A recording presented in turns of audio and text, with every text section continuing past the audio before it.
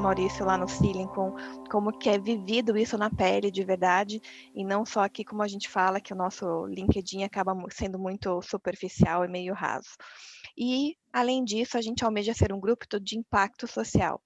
Então, o nosso próximo encontro vai falar muito disso, né, do nosso trabalho junto com algumas ONGs e startups sociais, e a gente já vai entrar um pouquinho.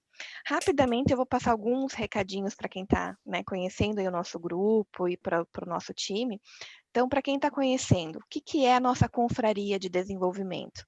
A gente fala que é um grupo que escolheu estar aqui, né, fazendo essa jornada de conexão. Então, é uma jornada que a gente faz muitas trocas, né, muitas conexões, e também o giving back, né? Então, o giving back aí para a sociedade, né? O que nós temos de know-how e expertise para poder dar o retorno aí para a sociedade. Inspiramos uns aos outros, né? Seja através de carreiras, das histórias, das vidas, e ampliamos o nosso repertório. Então, quando a gente fala de repertório, a gente discute temas diversos, e isso realmente rompe aí as barreiras que a gente fala dos mini-mundos, né? Porque senão fica cada um no seu mini-mundo automobilístico, agro, fintechs, enfim, aqui a gente mistura tudo com pessoas aí fantásticas, com uma jornada e uma carreira incrível. Para relembrar, né? Então, visitem realmente, a gente tem novos connects, então, para dar uma olhadinha lá na nossa página, lá também tem os nossos encontros, né? Se quiser visitar, rever as gravações, os vídeos, então fiquem à vontade, quem está ingressando, quem está convidado, para realmente aí participar da nossa comunidade. Além disso, a gente também está entregando um pouco da nossa voz para a sociedade. Então, a gente tem duas parcerias muito estratégicas para nós, que é o Gás Conecta, da Gazeta do Povo, e o Líder SE do SBT. Nas duas, a gente tem aí um canal para fazer a divulgação do Instituto.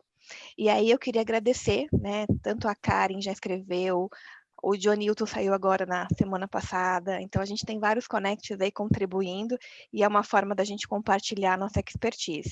Maurício, estou aguardando o teu artigo, então a gente já divulga aí também. Aqui são alguns dos que já saíram, né? O dos últimos que foi o do case da Embraix, né? Da Embraer, falamos do Joanilton, enfim. E uma outra parceria que está rolando, essa semana tem muitas ações bem bacanas, é o Investor Track, né? Então, é uma aceleradora, eles estão fazendo uma formação bem bacana, né, para esse mundo de quem quer investir nas startups, quem quer conhecer um pouquinho mais desse negócio, então, realmente tem uma parceria bacana com a Júpiter, e aí já tem alguns connects que vão estar participando também. No próximo encontro, pessoal, não percam, é o nosso encontro que a gente vai fazer realmente aí o match de vocês com algumas ONGs e startups. A palestra inicial é com o James ele é o founder e presidente do Instituto Legado, e aí ele também é um escritor, né, do livro A Era do Impacto, e a gente vai fazer nas divisões, nas mini salas que a gente costuma fazer, um bate-papo com algumas ONGs e startups. Então vai ser algo bem bacana para a gente começar essa nossa jornada de mentoria e fazer a diferença, que é né, um dos motivos aí que nos conectou. E agora, falando aí dos próximos passos, né? Então, a gente tem o nosso convidado de hoje, né? Eu tive o prazer de conhecê-lo em 2019, 2020 a gente não pôde viajar, já tinha uma viagem prevista de volta, o Maurício. Né? O Maurício, ele vai contar um pouquinho da trajetória dele, da carreira dele, né? Dos aprendizados. É o autor, né, de 3 livros, o último deles é o Desobedeça. O Desobedeça fala muito das carreiras, né? Carreiras infinitas, essa questão de reputação, é um pouco dessa reflexão que ele vai trazer, né, no dia de hoje, mas assim, recomendo fortissimamente o Audaz e Incansáveis, que fala muito de cultura, de inovação, de transformação, e aí eu acredito que vai valer muito a pena. Além disso, o livro Desobedeça, a gente, enquanto instituto, está sendo um apoiador também. O Maurício, né, gentilmente abriu aí as portas para a gente ser um dos parceiros nessa estratégia, porque eu acredito muito que quando a gente fala de carreira, a gente exponencializa, né, transformações e resultados, e tem um trabalho muito bacana social que ele também realiza, e depois ele pode até dar uma palhinha aí para a gente contar para nós. Então, como que eu pensei no nosso encontro, na nossa agenda? O Maurício vai estar falando aí em torno de uns 40 minutos, a gente abre para perguntas e respostas, e depois a gente faz a nossa tradicional, né, breakout rooms aí, para separar vocês, para a gente se conectar e discutir um pouco mais os insights aí da nossa noite. Então, Maurício, agora a palavra está contigo, né? Obrigada por ter aceito o convite, obrigada por estar fazendo parte aí da nossa jornada, e a gente vai interagindo contigo também. Maravilha! Que prazer estar aqui, Silvana. Muito obrigado pelas palavras. Fico muito feliz de estar num grupo tão repete tanta gente incrível, capital intelectual altíssimo. Se vocês puderem dar uma boa noite aqui no chat, fica muito legal assim ver esse chat movimentado e assim a gente não tem a presença física ativa, mas a gente tem a nossa presença digital aqui bastante presente. Muito bacana. Obrigado, Felipe, Mário, Ângelo, Ana Mora Rojas. Eu tenho uma grande amiga minha aqui, a Karen, que eu vi que ela está aqui. Grande Karen. Muito legal, muito bacana. Turma, agradeço pelo Welcome to the Club, Nilo Maia. Agradeço, fiquei muito feliz. Turma, eu conheci, eu tive o privilégio, a honra de conhecer a Silvana em um dos programas que a Startse, que a minha empresa oferece no Vale do Silício. Eu vou explicar um pouquinho o que a gente faz. Prazer imenso, meu nome é Maurício Benvenuti, eu sou gaúcho, nasci na Serra Gaúcha, numa cidade chamada Vacaria, de 60 mil habitantes. Eu não só nasci em Vacaria, mas eu morei 16 anos. Eu fui criado no interior do Brasil, morei 16 anos numa cidade do interior. Eu tenho muita gente fala assim, Maurício, onde eu vou eu falo de Vacaria. E por que eu falo de Vacaria? Porque foi lá que eu aprendi os valores e princípios que eu tenho na vida, então é por isso que eu levo o meu município para onde eu vou, e eu faço inúmeras ações para conectar a Secretaria de Educação de Vacaria com o Vale do Silício, com essa educação do mundo de hoje. Dar um futuro melhor para os jovens da minha cidade é uma dos meus objetivos de vida. Eu sou filho de professores, meu pai é professor, minha mãe é professora. Eu cresci num ambiente de profundas discussões em relação à formação do ser humano. Desde que eu me conheço por gente, o assunto no café da manhã, almoço e jantar foi educação. Então, os meus pais me deram toda essa bagagem educacional desde berço. Queria ser médico, não consegui passar no vestibular de medicina. Fiquei 2 anos e meio fazendo vestibular, cursinho, tentando. Até que um professor que eu tive, chamado Paulo Simões, de redação, ele sempre falava para mim que eu não tinha perfil para ser médico. Ele falava assim, você não vai ser médico, Maurício. Imagina eu lá 2 anos tentando passar no vestibular de medicina, e ele falava para mim, não, você não vai ser médico. E um dia ele me deu um artigo de 3 médicos porto-alegrenses que explicava o dia a dia da vida deles, assim, do acordar até o momento de dormir. E quando eu terminei de ler aquele artigo, eu falei, realmente a medicina é uma profissão louvável, incrível, magnífica, mas não é para mim. E aí, para desespero dos meus pais, depois de 2 anos e meio, eu larguei a medicina, esse sonho, e fui para a área de tecnologia. Meu irmão já era formado em ciência da computação, me formei na PUC, no Rio Grande do Sul, comecei a fazer uma porção de estágios na área de tecnologia, com programação, e eu me estabeleci numa empresa chamada Service Solutions. Talvez alguns de vocês possam ser clientes dela. Ela é uma grande parceira da IBM na linha de implantação de serviços de tecnologia no Brasil. Hoje é parceiro Oracle, enfim, de outras empresas também. Trabalhei muito em Porto Alegre, Curitiba, São Paulo, Buenos Aires, e a gente abriu uma operação na época no Rio também para atender a Light, que era um cliente grande que a gente tinha. Fiquei 5 anos nessa empresa em Porto Alegre, e eu atingi em 2006 para 2007 um cargo, uma posição que não tinha mais muito como evoluir na empresa. E aí, nesse momento, com 5 anos de empresa, não podendo mais muito, não via mais muito horizonte para onde escalar, né? Eu não conseguia mais enxergar. Nesse momento, eu comecei a ficar um pouco angustiado, porque eu estava com 26 anos na época. Quando eu comparava a minha vida com os meus pares, amigos meus em outras empresas, eu estava muito bem, meu salário era ótimo, carro do ano, recente tinha comprado um apartamento, viajava para o exterior todas as férias. Assim, estava incrível, a minha vida, eu não tinha o que reclamar. E eu comecei a ficar angustiado, porque estava muito conveniente a minha vida. E aí, como as coisas são, né? Eu acabei conhecendo nessa época os fundadores da XP, o Guilherme e o Marcelo. A XP em 2006 ainda não era nem sombra do que é a empresa atual. E eles, papo vai, papo vem, me tornei cliente da XP, comecei a frequentar o escritório da XP, que ficava, se alguém aqui de Porto Alegre, a sede da Service ficava no prédio da 24 de outubro, ali da Claro, e a XP ficava na Florêncio Gartua, que é a rua de trás. Eu comecei a frequentar o escritório da XP que na época tinha 35 pessoas quase todo meio-dia. E aí, uma certa oportunidade, Guilherme e Marcelo falaram: Maurício, a XP está querendo expandir de Porto Alegre para o Brasil, a gente quer virar uma corretora. Na época, a empresa era um escritório de agentes autônomos que operava pela Intracorretora. E a gente está precisando de gente para expandir, para ganhar o Brasil. Então foi aí que eu, para desespero dos meus pais mais uma vez, eu larguei casa, comida e roupa lavada, tudo que eu tinha, para começar a empreender na XP Investimentos. E foi engraçado porque, para quem eu pedi opinião sobre estou pensando em fazer essa transição de carreira, a grande maioria das pessoas foi contra. Maurício, você está maluco? O que você vai fazer? Meus pais foram contra, meu pai e minha mãe foram muito contra. Eu lembro até hoje do jantar na casa da família Benvenuti, lá sábado à noite, e eles falando: cara, não faz isso, vai trocar IBM, XP, que é isso.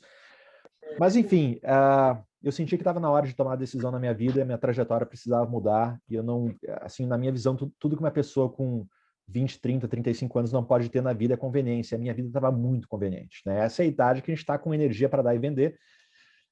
Então, fiz a transição de carreira e me tornei sócio da XP.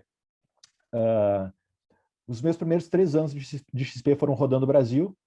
Eu trabalhei junto com o Pedro Engler, que a Silvana também já deve ter a oportunidade de ter conhecido. Eu e o Pedro, a gente foi responsável. A gente começou a construir áreas de afiliados da XP, então a gente começou a rodar o Brasil, e a gente ia até as cidades que tinham mais de 100, 200 mil habitantes para encontrar parceiros que já tinham empreendimentos locais, por que não se tornar um representante da XP e distribuir produtos financeiros nas suas cidades. Então foi basicamente 3 anos da minha vida, avião, carro e ônibus, rodando o Brasil. Olha, se tem uma cidade com mais de 100, 150 mil habitantes que eu não tenha passado, é muito difícil. Assim, já Brasil inteiro, todos os estados, tudo quanto é lugar. Assim, foram 3 anos, porque aí a gente foi construindo. A XP tinha uma operação em Porto Alegre forte, a gente tinha uma outra operação, a gente tinha aberto alguns escritórios em São Paulo, Florianópolis, em algumas outras cidades do interior do Rio Grande do Sul, mas basicamente a gente tinha 20, 25 operações, e aí em 3 anos a gente saiu para 300, né? Foi realmente um trabalho muito forte para trazer agentes autônomos e construir essa rede capilar de distribuição. Longa história curta, foram 8 anos e meio lá na sociedade da XP. Foi uma história que eu aprendi muito lá. Sou muito feliz de ter feito parte desse grupo de pessoas que construíram esse início da XP. E em 2015 eu tomei a decisão de sair da XP. E aí, mais uma vez, para desespero dos meus pais: você está maluco? Que você vai... Assim, de novo, eu estava no meu auge profissional, a XP no seu auge corporativo, e eu tomo a decisão de sair da empresa. Mas na minha visão, enquanto profissionais, a gente tem que saber aquilo que a gente faz bem e principalmente o que a gente não faz bem. Naquilo que eu sou bom, boa; naquilo que eu não sou boa, não sou boa. Pelo menos é algo que eu acredito muito nisso. E eu sou uma pessoa que eu agrego muita bagunça, aquela confusão de empresas que estão em estágios iniciais. É ali que eu faço a diferença, porque eu estudo para isso, me capacito para isso, eu mergulho assim, eu invisto meu tempo e o meu conhecimento para me tornar uma pessoa melhor, para fazer a diferença nesse tipo de ambiente. Então, quando a gente começou a XP, eram 35 pessoas lá em Porto Alegre, uma confusão, uma bagunça, sem processo, sem nada. Nesse tipo de ambiente, eu faço a diferença. Depois de 8 anos e meio, a gente já tinha a Actis, que é o fundo da coroa britânica, como sócio, já tinha a GA, que é um private equity americano, como sócio, a gente já tinha board, conselho, estrutura, processos, níveis de governança muito mais profundos, e eu comecei a observar que eu não fazia mais tanta diferença como no passado. Maurício, está na hora de virar a página, cumprir o seu papel, e busquei um desafio diferente na minha vida. A primeira pessoa que me apoiou foi minha esposa.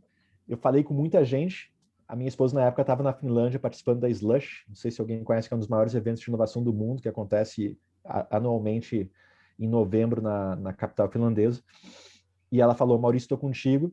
E eu fiz essa ligação para ela na frente do escritório a XP ficava na época já no Rio de Janeiro, num centro empresarial chamado Mário Henrique Simons, e tinha uma área na frente bem bonita. E eu terminei a ligação com ela e fui falar com o Guilherme. E o Guilherme tentou, por 1000 razões, me convencer a não fazer isso, bem chimol. E no final da conversa, ele acabou sendo a segunda pessoa que me apoiou. Então, me lembro até hoje dessa conversa. Bem, como eu saí da XP e fiquei 8 anos e meio no mercado financeiro, se alguém é do mercado financeiro aqui sabe, né, o quanto é uma indústria extremamente intensa, assim, comigo estava muito claro, para eu me reposicionar, eu preciso abrir minha cabeça. E aí eu pensei, deixa eu ir para onde as coisas estão acontecendo. Aí tomei a decisão de ir para o Vale do Silício.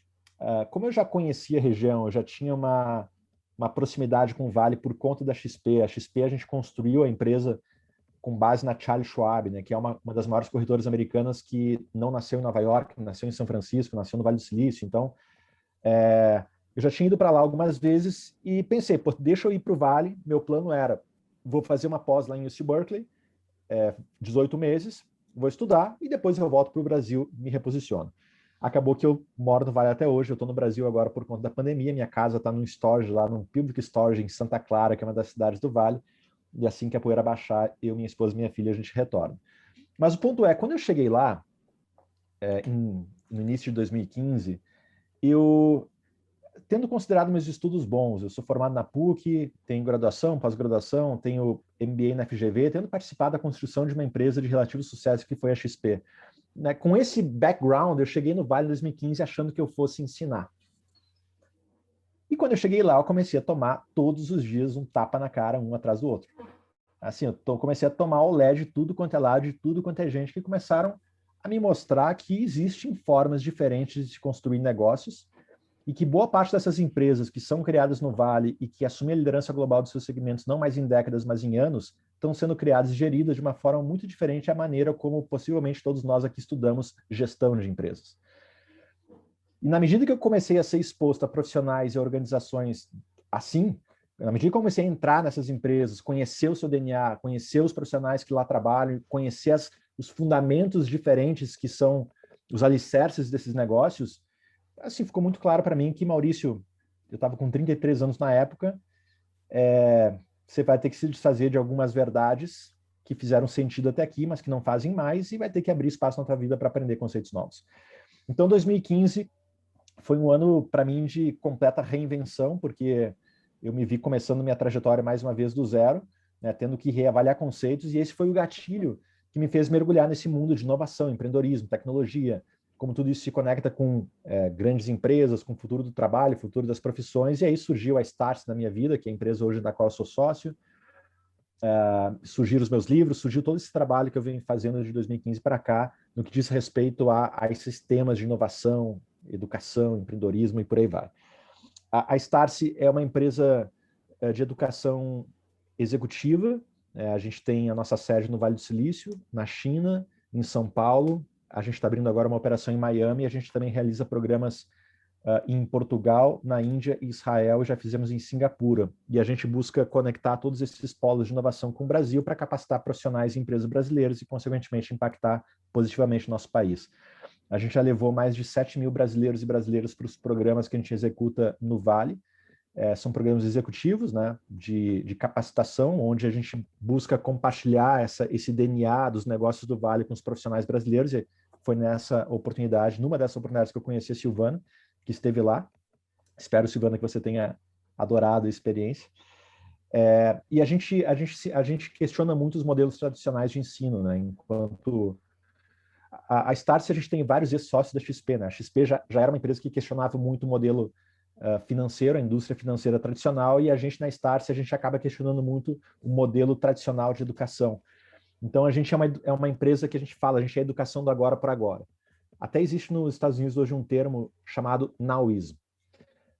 Existe o futurism, que é o futurismo, e existe o nowismo, que é como se fosse o agoraísmo. Então, porque o conhecimento hoje é tão perecível, o prazo de validade é tão menor, que não é o futuro, porque o futurismo não encaixa hoje, o passado já era, é a educação do agora para agora. E é por isso que hoje, cada vez mais, surgem os conceitos dos nanodegrees, das certificações rápidas, e a grande discussão hoje no mundo é como é que você alinha isso tudo ao modelo tradicional de certificação e diplomas que é o formato clássico de educação e a maneira como as grandes academias trabalham. Então, essa é a Startse. Esse é o nosso business, somos 60 pessoas e fazemos desde 2015 nosso trabalho nesses polos que eu expliquei pelo mundo. Sim, tem alguns pontos que eu queria compartilhar para aquecer essa conversa e depois a gente poder fazer aqui um perguntas e respostas e uma discussão que eu acho que torna isso muito mais rico, que é o seguinte, deixa eu só coloca para mim aqui um sim ou não. Quem já esteve ou já conhece o Vale do Silício? Sim. Quem não foi, não conhece, escreve não. Só para ter um termômetro aqui de quem já foi. Sim, sim. Ó, tá bem parelho aqui, ó. Pô, Cá Carvalho foi em janeiro de 2020, acho que foi um dos últimos programas presenciais, hein? Agora teve aqui uma chuva de não. Então tá bem dividido. Mas só para dar um contexto, né? O Vale do Silício ele é uma região onde a extremidade norte é delimitada pela cidade de São Francisco, a sul pela cidade de São José. Elas ficam distantes 80 quilômetros, entre elas tem cerca de 30 cidades menores, e essa região é chamada de Vale do Silício. E nesse Vale do Silício, que nas últimas 6, 7 décadas produziu-se boa parte das inovações que o mundo consome, principalmente no que diz respeito à tecnologia. Então, de lá surgiu HP, surgiu PayPal, surgiu Tesla, Netflix, Uber, Airbnb, Google, Apple, Facebook surgiu na Costa Leste, mas foi para o Vale para ganhar o mundo, GoPro e tantas outras empresas que fazem parte do nosso dia a dia de alguma forma, nasceram lá. Então, um dos principais pontos que é quase que comum nas empresas do Vale, que para mim ficou muito claro desde o primeiro dia que eu pisei lá, foi, assim, se você observar a natureza desses negócios que eu acabei de mencionar, a grande parte deles, eles nascem com um pé naquilo que pode e com o outro, não naquilo que não pode, mas naquilo que ninguém disse que não pode. Com um pé naquilo que dá e o outro naquilo que ninguém disse que não dá. Né? Uber, pode ou não pode? Airbnb, dá ou não dá? Spotify, fere os direitos dos músicos ou não fere? Netflix, fere os direitos de distribuição de conteúdo ou não fere? Tesla, fere as regras de venda de carros sem concessionárias, que a Silvana conhece muito bem, ou não fere? Sempre fica uma... Pode ou não pode? Dá ou não dá?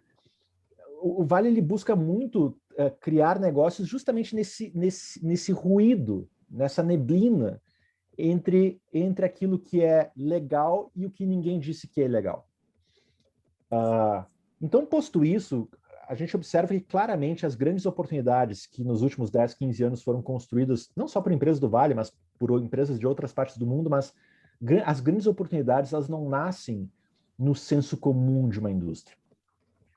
Mas cada vez mais as grandes oportunidades elas nascem nos limites, nas fronteiras, nas bordas do senso comum.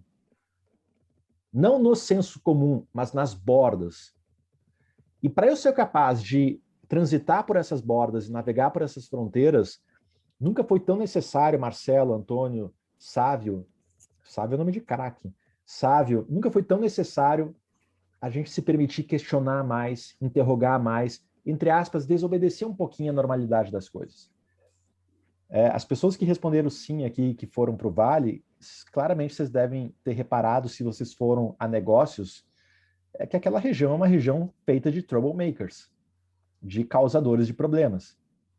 Algumas pessoas me falam assim, Maurício, eu estou querendo ir para o Vale, como é que funciona Vale Transporte, refeição, benefício, salário, essas coisas. Olha, se você está preocupado com isso, meu amigo, acho que o Vale não é para você.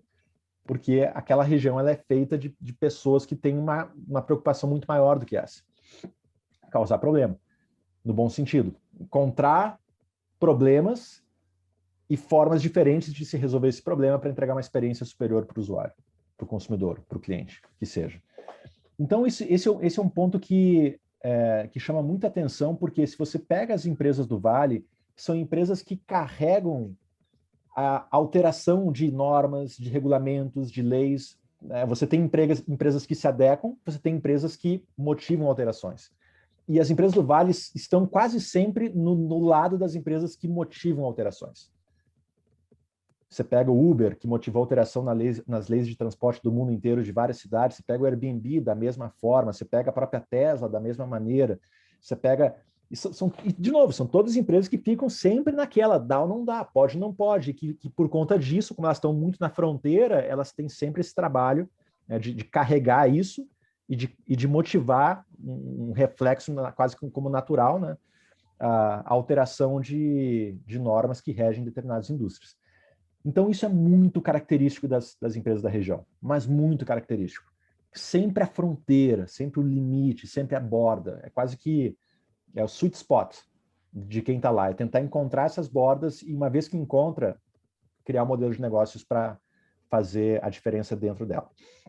Então, esse é o primeiro aspecto que chama muito a atenção. O segundo aspecto que chama muito a atenção no Vale e eu estou falando aqui de Vale porque é a região que eu moro há 6 anos, mas buscando sempre fazer a correlação com o Brasil. O segundo aspecto que chama muita atenção, que quem esteve lá certamente reparou, é o quão diverso é aquela região e o quanto isso impacta nos negócios que lá estão estabelecidos. 50% das pessoas que moram no Vale do Silício nasceram fora dos Estados Unidos. 50%. Falar não dá dimensão do que é morar num lugar desses. É uma loucura, porque assim, é como se você pegar metade da população de São Paulo nascida fora do Brasil, metade da população do Rio nascida fora do Brasil, metade da população de Porto Alegre nascida fora do Brasil. É muita gente diferente. Com valores diferentes, culturas diferentes, princípios diferentes, religiões diferentes, deuses diferentes. O que é certo para mim não é certo para você. O meu Deus é diferente do teu, o meu certo, o teu errado. Então, é uma diversidade ímpar que talvez em nenhum outro lugar do mundo ou em poucas regiões do planeta você tenha uma geografia parecida e que tinha tudo para dar errado, né? Mas enquanto sociedade o Vale soube conviver com isso, abraçar essa diversidade e usar a seu favor. Então isso chama muito atenção, ou seja, a capacidade que a região tem de trazer muitas pessoas diferentes e a capacidade que as empresas têm de usar essa diversidade para produzir soluções de fato diferentes. Existe o lema clássico, né? Você não produz soluções diferentes com pessoas iguais. Ainda mais o Vale, que por natureza produz negócios globais, eu não tenho como fazer um produto global com pessoas de um mesmo país. Porque, naturalmente, se eu vou fazer um produto para a Índia, qual é a cultura indiana, ou latina, ou asiática, ou da Oceania, e por aí vai. Então, isso é um outro ponto que chama muita atenção, e eu não sei se alguém já teve aqui a oportunidade de ir na Pride Parade de São Francisco, que é um evento que faz parte do calendário corporativo da região. A Pride Parade, no primeiro ano, quando eu estive lá, o que é a Pride Parade? A Pride Parade, ela acontece na principal rua de São Francisco, é como se fosse o nosso carnaval, alas desfilam e as pessoas ficam na calçada assistindo. E quem são as alas que desfilam? As alas que desfilam são os funcionários das empresas. Ou seja, a ala da Apple, a ala do Google, a ala da Salesforce, a ala da Tesla, da SolarCity, do Twitter, a ala do Walmart, do McDonald's, a ala da companhia de energia da cidade, a ala de Stanford, de Berkeley, do San Francisco 49ers, do Golden State Warriors, dos times de basquete, futebol, a ala dos deputados, dos vereadores, dos policiais. É impressionante. Você num evento Pride Parade, você tem quem é que faz parte do evento? É a sociedade como um todo. Celebrando o quê? Celebrando as diferenças. No Vale, eu concluí o real significado da bandeira do arco-íris, que talvez para o grande público e para a maior parte das pessoas, quando eu olho para aquela bandeira, eu enxergo o respeito a uma única causa. Para o Vale, aquela bandeira significa o respeito a todas as formas de diferença que possam existir. Sejam elas culturais, raciais, orientação sexual e por aí vai. Então é por isso que aquela região, quem esteve lá, enxerga a bandeira americana e a bandeira do arco-íris, no topo dos prédios, nas empresas, na rua, porque aquilo faz parte, é uma cultura de valorização e de respeito ao próximo muito forte. Maurício, é uma sociedade perfeita? Não é. Poderia ser melhor? Poderia. Mas, enquanto maneira e forma de atuar, acho que a gente tem muito é uma bela lição que aquela região dá para o mundo. Então, esse é o segundo aspecto. E, naturalmente, que isso acaba se refletindo na forma como se faz negócios, porque o meu dia a dia lá é fazendo reuniões para estar-se com 4, 5 pessoas, cada uma de um país. É difícil no Brasil a gente ter essa realidade, né? Você vai fazer uma reunião, geralmente é brasileiro. E lá não, lá é difícil você ter, numa reunião com 4, 5 pessoas, as mesmas nacionalidades. É muito incomum. Geralmente você tem pessoas com nacionalidades diferentes, e aí você gera uma certa diversidade pelo simples fato de você ter princípios e valores distintos.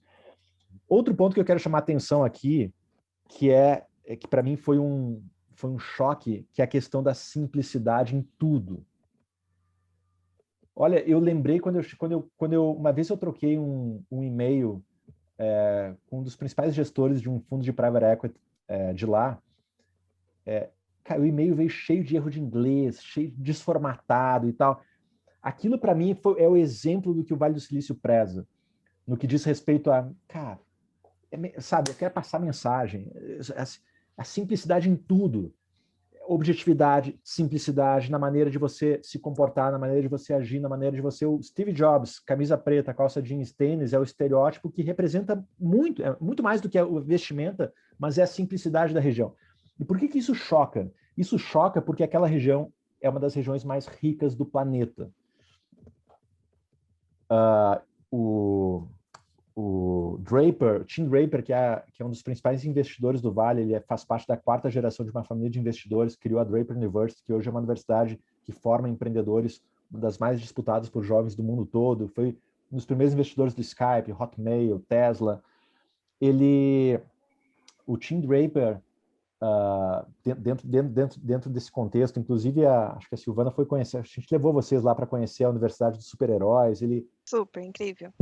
Ele criou, mais uma vez, ele questiona o modelo como as principais academias americanas ensinam empreendedorismo.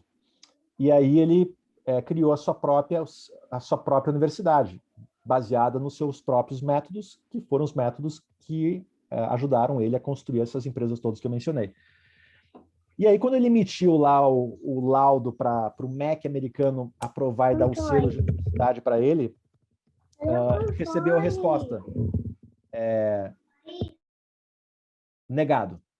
Você não pode ser uma universidade. Por quê? Ele foi ver, ele contou isso para a gente num dos eventos que ele palestrou, ele foi ver sala de aula, tem que ter cadeira e a sala de aula dele não tem cadeira, porque ele, cara, eu não quero cadeira, não, tem que ter. Os professores todos têm que ter, no mínimo, master, não MBA. E os professores dos cursos dele são os amigos dele, os Elon Musk, que é a turma. Então, Elon Musk não pode ser professor do curso dele, porque Elon Musk não tem um mestrado. Então, o ponto é, ele começou a questionar, e aí ele criou a sua própria universidade. O que ele falou? Ele disse o seguinte: eu não quero, agora eu não quero mais o diploma, MEC. Por quê? Porque a certificação quem vai dar vai ser a quantidade de pessoas que vão estar fazendo fila aqui para fazer o meu curso. E hoje, para jovens de 18 até 24 anos, o curso da Draper University é um dos mais procurados do mundo para formação de empreendedores. Tem fila de espera de quase 1 ano para você fazer a inscrição. Então, ele questiona muito esse modelo. Mas por que eu estou falando isso? Porque o Tim Draper ele tem uma relação, ele é um dos maiores investidores de Bitcoin do mundo, ele está sempre na Bloomberg falando, e ele tem um projeto que ele emitiu, dificilmente vai para frente, mas ele tem um projeto de lei que pretende dividir a Califórnia em 6 micro-regiões, em 6 estados. Sendo que um desses... qual é o motivo que o Draper colocou para isso? É para a Califórnia, para a região ter mais representatividade no Congresso americano. E um desses estados seria o Vale do Silício, que é chamado lá de Bay Area, seria o estado Bay Area. Que seria, se fosse um estado, o menor estado americano, que é um estado, basicamente, São Francisco e São José, 80 quilômetros, como São Paulo, Campinas. Só que seria o estado mais rico dos Estados Unidos. Esse estado desse tamanho. Então, assim, é uma concentração de riqueza. Em 2015, em dezembro de 2015, a Forbes fez um estudo em São Francisco, só na cidade de São Francisco, que tem 800 mil habitantes, de quantos milionários existiam em São Francisco, residentes. E dos 800 mil habitantes, 120 mil habitantes, na época, eram milionários em conta corrente. Olha que beleza. Então, assim, eu estou falando isso porque é muita riqueza, é muita gente com dinheiro, é muitos os fundos de private equity, as pessoas que estão lá. Então, é uma riqueza muito grande, né, num espaço muito pequeno. Mas você não vê isso. Isso choca, porque você não vê nos carros, você não vê nas casas, você não vê na forma de se portar, os e-mails com erro, você não vê na forma das pessoas se vestirem. Então, você vai para outras regiões do mundo que tem um poder aquisitivo muito inferior e você vê muito mais. Você vai para Miami, você vê muito mais, né, carro, aquela coisa toda. E meu cunhado, que na época tinha 9 anos, foi conhecer o Vale e aí eu levei ele para conhecer a casa do Mark Zuckerberg, o Marcelo Mazzonavi. Depois que ele saiu da XP, ele morou um tempo em Nova York, depois foi morar no Vale. A gente fomos vizinhos 2 anos lá. E o Marcelo morava na vizinhança do Mark Zuckerberg. E aí, quando eu cheguei lá na frente da casa do Mark Zuckerberg, mostrei para o meu cunhado, o meu sogro tem casa em Miami, então ele conhece lá as casas de Palm Beach, aquelas coisas, e ele achou que a casa do Mark Zuckerberg fosse assim, né? Aí ele olhou e disse, cara, essa aqui é a casa do Mark Zuckerberg? Eu disse, é. Ele não sorriu, ele não ficou triste, ele simplesmente ficou indiferente. Porque, na visão dele... Então, por que eu estou falando isso? Porque tudo isso se reflete na maneira como os negócios lá são feitos, na maneira como as pessoas interagem, na maneira a relação entre cliente e empresas. É tudo muito simples. É muito simples, não tem muita frescura, não tem muito, é muito direto, muito simples, muito objetivo, que é muito a característica das empresas da região, né, que refletem nada mais é do que a sociedade do Vale expõe.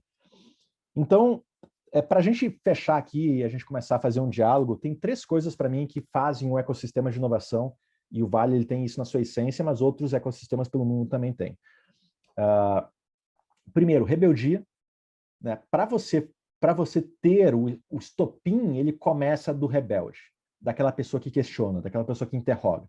Você tem que ter a presença da rebeldia para a inovação acontecer. Rebeldia. Segundo, conhecimento. Porque um rebelde sozinho com uma bandeira querendo mudar o mundo é um rebelde sozinho com uma bandeira querendo mudar o mundo. Um rebelde sozinho não vai muito longe. Mas quando você coloca conhecimento ao lado da rebeldia, você começa a criar as condições para aquilo virar um produto, serviço, solução.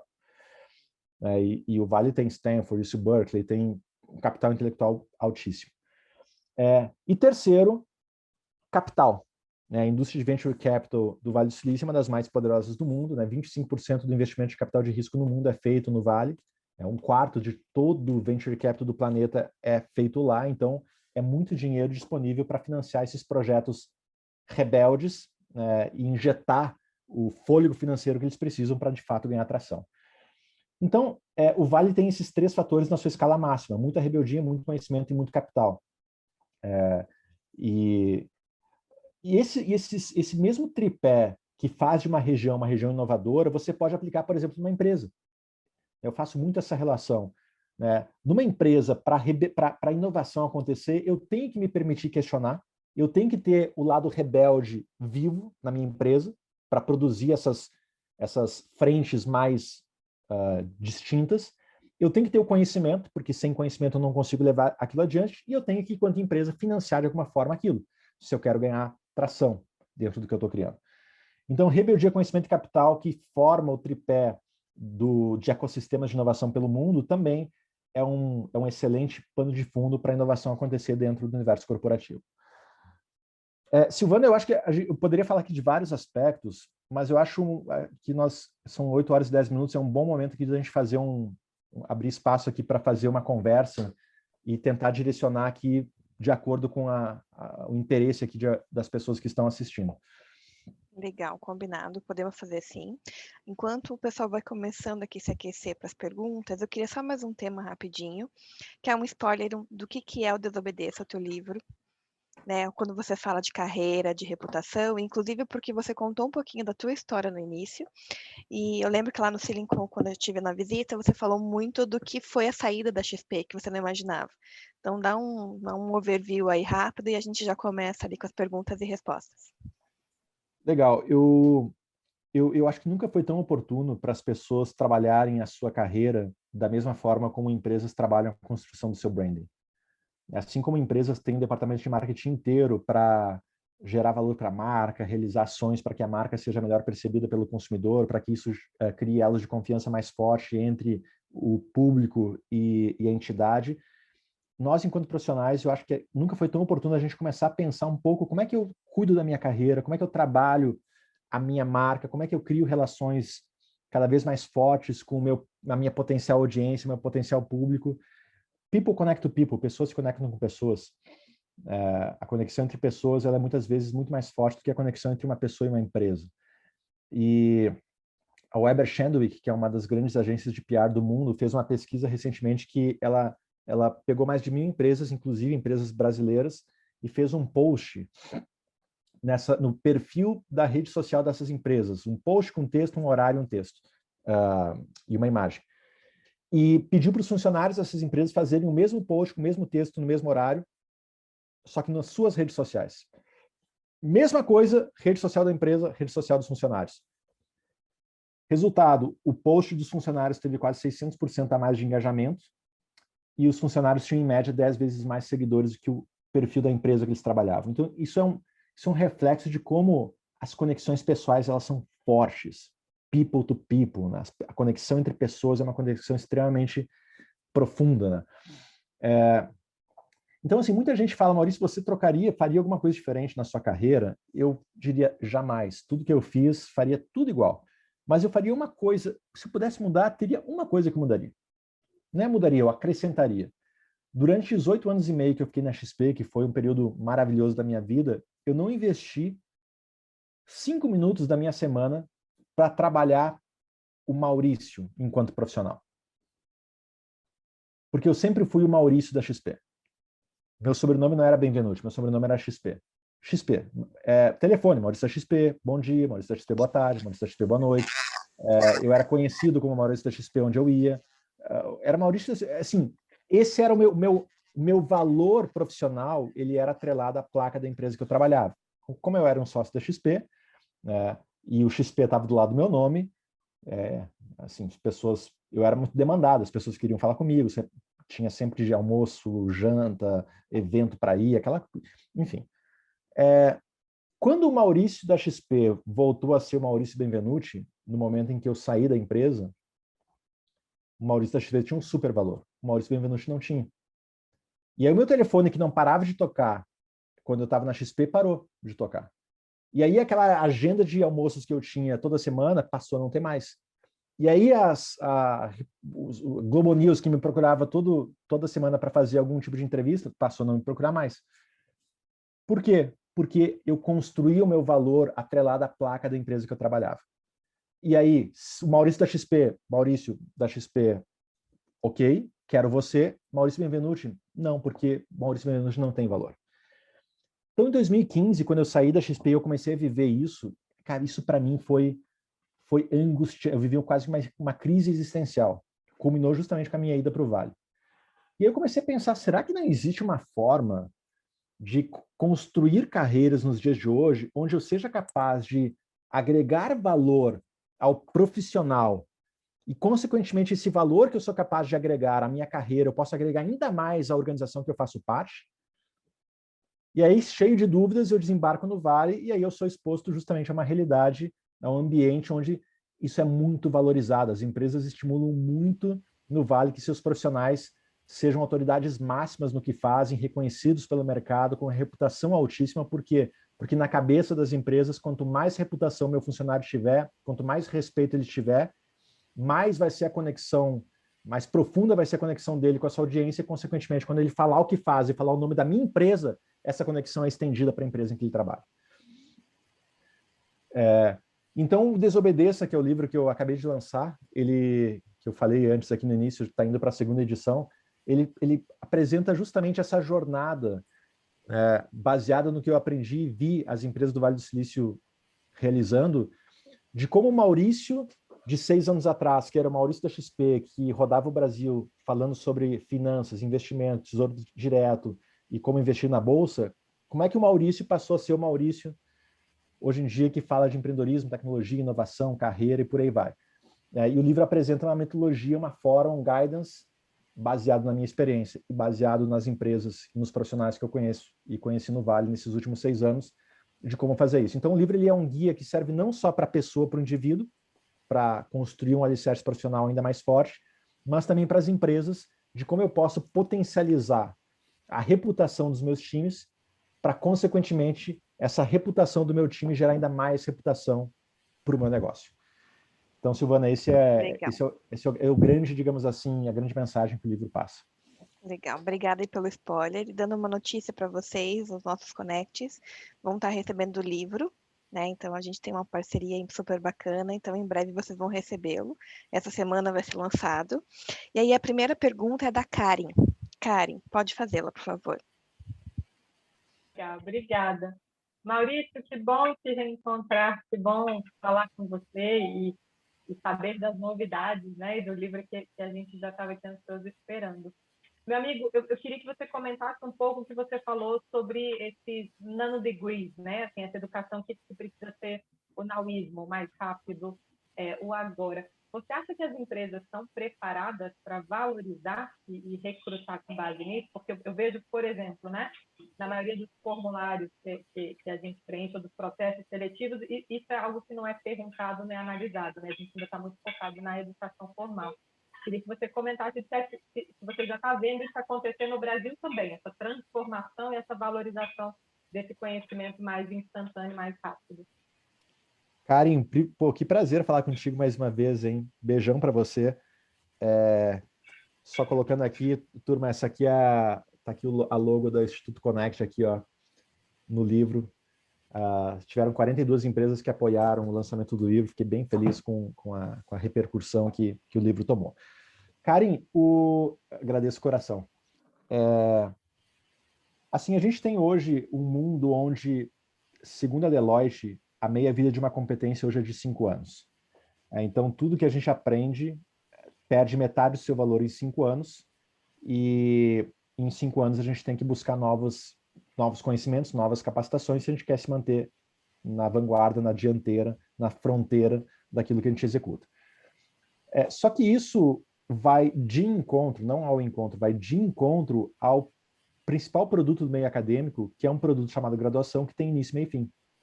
Então, olha só, a graduação, que é o principal produto do meio acadêmico, é um produto que tem início, meio e fim, que faz parte de um mundo onde a educação exigida dos profissionais é eterna. Então, tem um problema aí.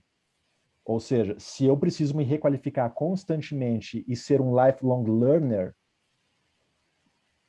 tem algum descasamento no modelo da indústria educacional, porque o principal produto dela é um produto que tem início, meio e fim. Na pós que eu fiz em UC Berkeley, uma das principais discussões que eu escutei lá foi justamente essa. Eu lembro do professor Jim Prost, que é um professor de marketing que eu tive, que ele falava, não dá para nós, Berkeley, uma universidade com 150 anos, com toda a história, Berkeley descobriu 14 elementos da tabela periódica moderna, é uma das universidades com o maior número de prêmios Nobel associados a funcionários, professores e membros da...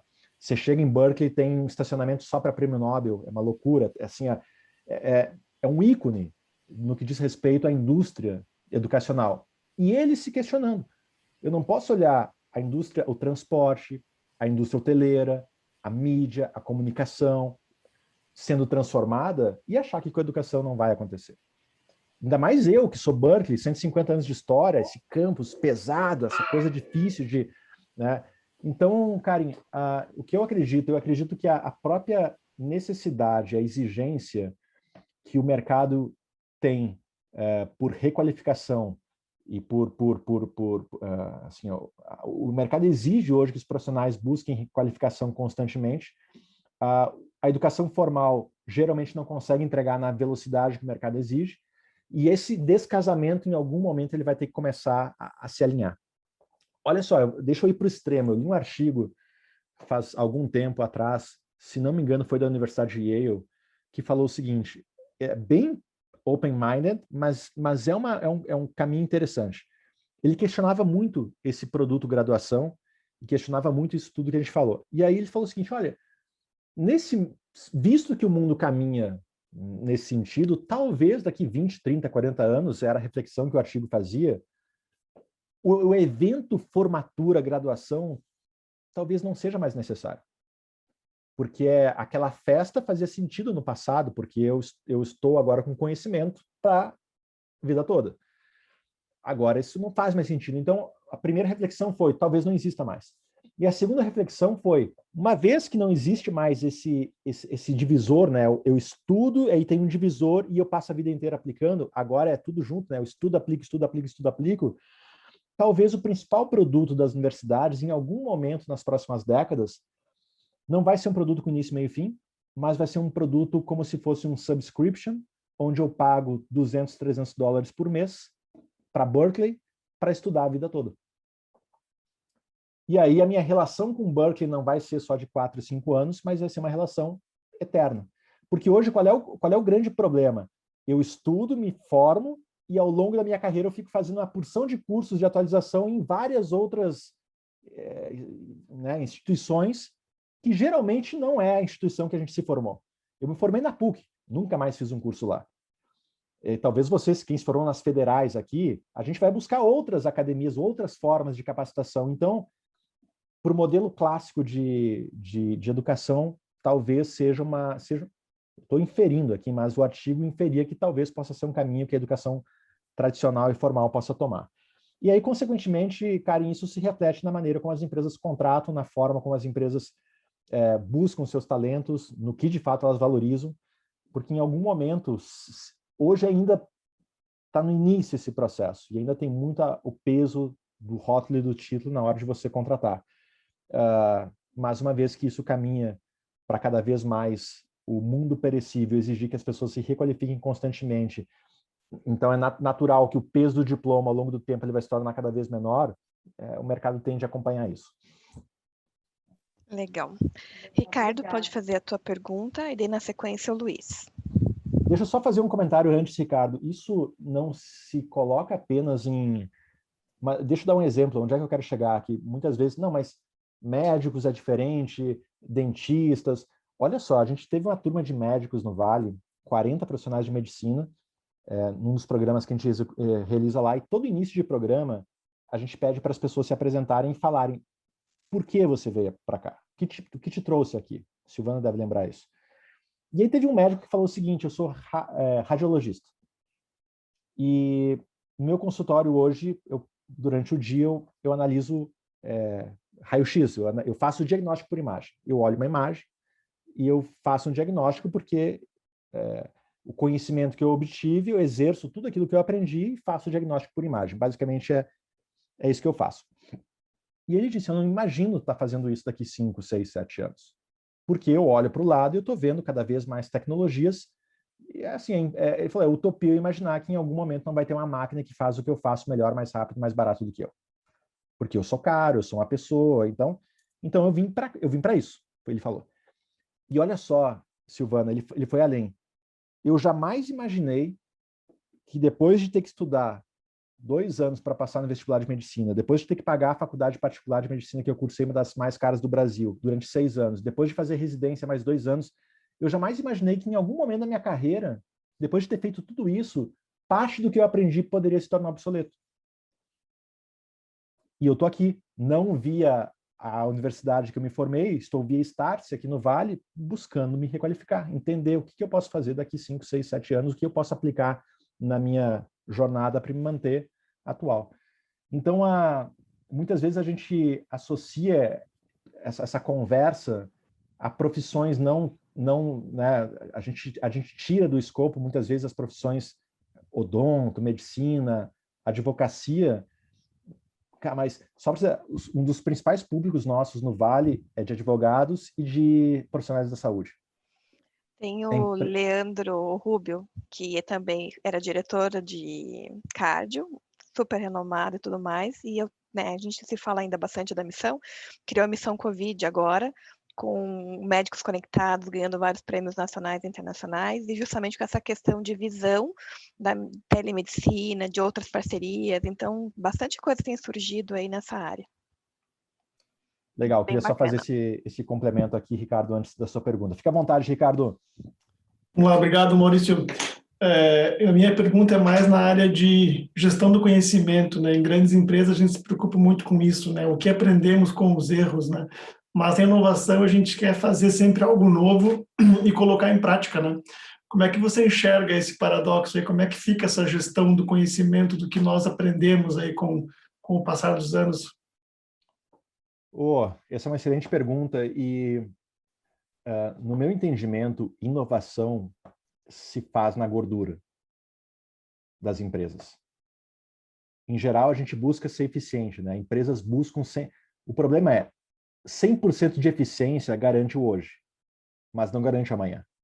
Por quê? Porque para você se permitir inovar e fazer alguma coisa diferente, você vai ter que se permitir errar, vai ter que se permitir falhar, vai ter que, às vezes, vai queimar dinheiro em coisa que não vai dar certo. E isso é o quê? Isso é ineficiência.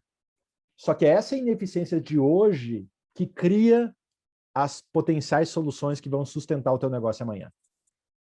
Isso foi algo que a gente aprendeu muito na XP com a General Atlantic, com o fundo de Private Equity, que quando virou sócio da XP, começou a sentar no nosso board e começou a trazer essa visão. Porque na XP a gente sempre tentava ser, como é que eu sou muito eficiente, eficiência.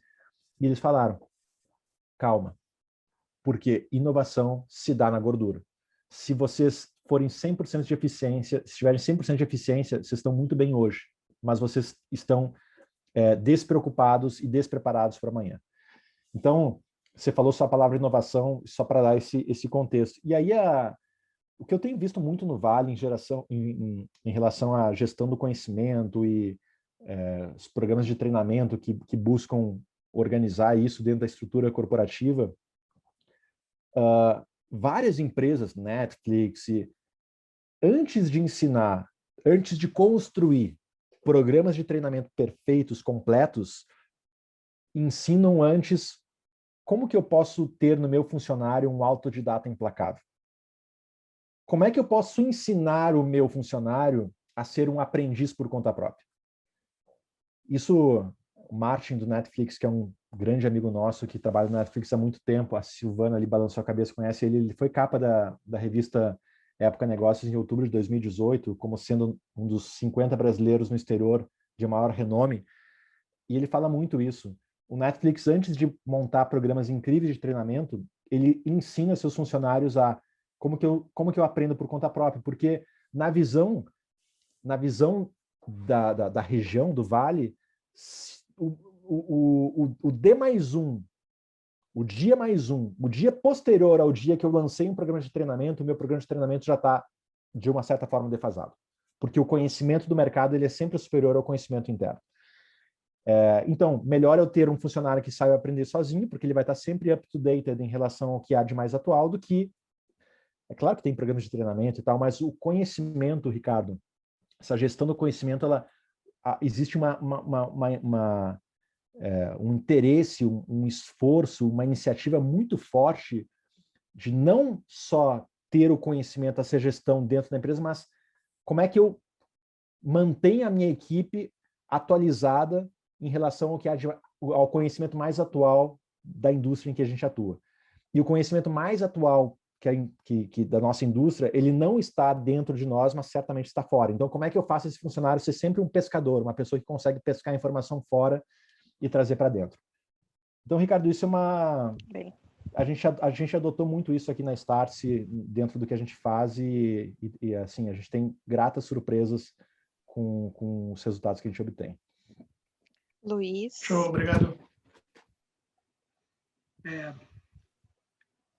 Oi, pessoal. Luiz. Boa noite aí a todos. Tudo bom, Maurício? Deixa eu perguntar, você comentou aí sobre Netflix, né? Eu li aquele livro, A Regra Não Ter Regra. Para você ter um ambiente, né, disruptivo e também do pessoal, digamos assim, desobedecer bastante, você tem que criar um ambiente, quer dizer, dentro da gestão interna da empresa. Faz sentido aquilo que está escrito no livro? Quer dizer, cada um decide o seu tempo, o seu salário, a forma de fazer, enfim, a forma que foi colocada, e isso é realmente a gestão adequada para criar esse movimento disruptivo com todos? Luiz, esse é um excelente ponto. Poxa, muito bom que você trouxe, porque o Netflix ele é uma empresa que nos faz refletir muito sobre gestão, esse tema que você trouxe, porque tudo que está no livro, viu, Luiz, acontece de fato. É verdade. E é por isso que eu acho que o livro choca, né? Porque ele vai contra ele questiona muitos princípios de gestão que parecem ser clássicos e que todos nós aqui aprendemos, e ele questiona. E de fato isso acontece. Então a questão do salário, né, de você não ter regra para salário. E aí o que o Netflix define é: eu te pago o topo do mercado. Então, o Netflix estimula que o seu funcionário faça entrevista de emprego na concorrência para saber o quanto a concorrência paga para ele, ou seja, o seu valor de mercado, e com base nisso ele volta para o Netflix e fala: eu estou com uma proposta aqui do Facebook de $200 mil por ano. Se o Netflix quiser ficar com aquele funcionário, beleza, vou te pagar os $200 mil. Eu te pago o topo do mercado. Não tem regra para férias, não tem regra. As metas quem define são os próprios funcionários, não existe um gestor para definir as metas. A cada 3 meses, o board do Netflix emite uma cartilha do que ele espera para a empresa nos próximos 3 meses, e com base nessa cartilha, todos os funcionários leem, e com base nisso, cada um define a sua meta. Então, se eu sou um profissional do marketing e eu leio na cartilha que o board espera entrar com mais força no mercado latino, eu, marketing, vou começar a pensar em ações. Eu vou definir as minhas metas. Maravilha, então vou começar a pensar em ações para o mercado latino, vou para Caribe, vou para América Latina, vou apostar muito no Brasil, e vai construindo as suas... Só que é o seguinte, tem um detalhe, viu, Luiz? Que foi por isso que é muito bom que você trouxe. O Netflix, entre as empresas do Vale do Silício, é uma das que possuem a média de idade mais alta dos seus funcionários. Beira quase os 40 anos. Então, o Netflix, ele foge muito daquele estereótipo de Google e Facebook, que você vê muita garotada, muito jovem, 25, 26, 27, 30. O Netflix, ele tem uma faixa etária maior. E isso explica, talvez, o porquê o Netflix consegue adotar esses conceitos no seu dia a dia, porque as pessoas têm que ter um certo nível de maturidade para poder transitar no ambiente desses. Eu tenho que ser maduro o suficiente para estar num ambiente que não tem regra e saiba me policiar sozinho. Então, esse contexto que o Netflix traz de colocar people over process, né, pessoas antes de processos, esse é o... Inclusive, turma, vale o exercício aqui, quem tiver o interesse... esse livro, A Regra é Não Ter Regra, ele foi escrito pelo fundador do Netflix e foi lançado agora no ano passado, então é um livro super atual. E tem um livro anterior a esse chamado The Powerful, que é um livro vermelho. A escritora foi a Pat. A Pat foi a pessoa que criou a cultura Netflix. Hoje ela não está mais na empresa, mas é um livro muito bom, The Powerful. E a Pat foi quem criou o Cultural Deck do Netflix, que é o manual de cultura da empresa. E esse manual de cultura é um SlideShare antigo pra caramba, que está disponível. Se vocês colocarem no Google Cultural Deck Netflix SlideShare, vocês vão achar. Tem já 8 milhões de downloads. São cerca de 200 slides que apresenta a cultura Netflix lá, quando eles criaram. Então é um slide bem... feia a apresentação, é bem... pitoresco, assim, tosco. Mas a Sheryl Sandberg, que é considerada hoje uma das maiores empreendedoras americanas, ela é número 2 do Facebook, foi VP de operações do Google, e ela disse que o Cultural Deck do Netflix é a maior obra de arte já produzida pelo Vale do Silício. Né? Então depois acessem, eu não sei, Silvana, se você consegue acessar fácil aí para colocar o link para a turma aqui, mas enfim, é uma aula. E aí tem 2 grandes pilares na cultura Netflix. O primeiro pilar, people over process, pessoas antes de processos. Sempre antes de pensar em criar um processo, Netflix se força a, não, como é que eu não crio um processo e eu deposito a confiança nas pessoas? Ou seja, por exemplo, a regra é não ter regra. Então, existe regra para reembolso? Não tem regra para reembolso. Jantei com meu cliente hoje, $100 foi a conta, amanhã eu vou para o Netflix, coloco lá no sisteminha $100, cai na minha conta. Não tem aprovação, não tem níveis. Por quê? A regra não tem regra. People over process. Eu não vou criar um processo para isso. Processo engessa a empresa, eu confio nas pessoas. Então, esse é o primeiro, people over process. E o segundo é liberdade com responsabilidade. Meu amigo, você pode fazer o que precisa ser feito da forma como você quer, você é livre para executar o trabalho aonde você quer, da maneira que você quer. Você tem liberdade, mas você é responsável pelos seus atos. Todo mundo aqui, o Netflix, ele fala muito isso, cara, todo mundo aqui é grandinho o suficiente para saber o que dá, o que não dá para fazer, o que é certo, o que não é. Então, sempre quem conhece a cultura Netflix, eu sempre falo o seguinte, muita coisa que está no Netflix não dá, assim, as empresas são diferentes, não dá para fazer um copy and paste, mas Mas eu acho que assim, a essência do que há por trás do que o Netflix construiu é uma essência de confiar muito no funcionário, de muita confiança na pessoa, né? De privilegiar as pessoas acima de tudo. Né? São 7 mil funcionários, o Martin fala. Maurício, tem malandro? Tem. Só que a visão da empresa eu não vou prejudicar 6.992 pessoas de bem porque tem 8 malandros na empresa. Então, eu assim, deixa eu privilegiar o todo que está aqui, eu confio nas pessoas, cara, e assim, as máscaras caem, uma hora a malandragem aparece, cara, essa pessoa, então, respondendo a sua pergunta, Luiz, acho que o Netflix, ele gera uma reflexão muito forte, e para mim, gera uma reflexão muito forte no quesito pessoas, team, people, né, de confiar nas pessoas acima de tudo. Acho que talvez seja a principal lição. Tem muita coisa que o Netflix faz que não dá para implantar no Brasil pelas próprias leis trabalhistas brasileiras, a questão do ponto, a questão disso, daquilo, não dá para fazer aqui.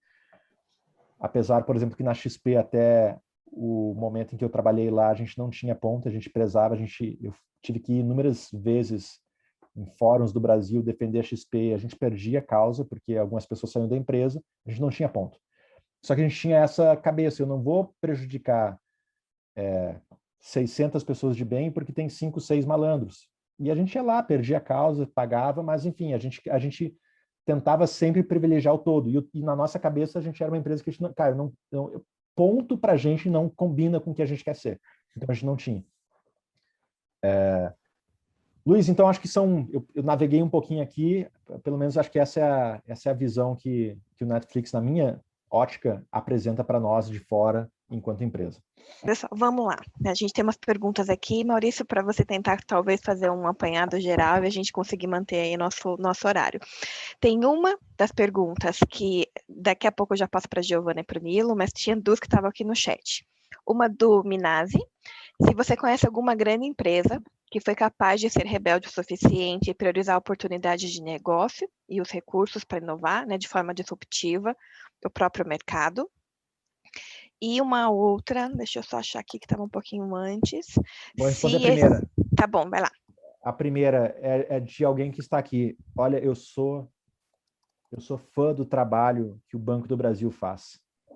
Muito fã do trabalho voltado à inovação que é feito dentro do banco.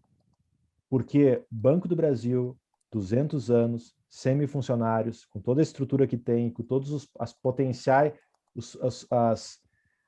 potenciais motivos que o banco poderia ter para ser lento e para ter burocracia e tudo mais, e claro que tem problema como toda empresa, mas eu acompanhei muito de perto toda a jornada pró-inovação que foi feita pelo banco desde lá em 2015, 2016, com a criação do Labs lá no Vale, com toda...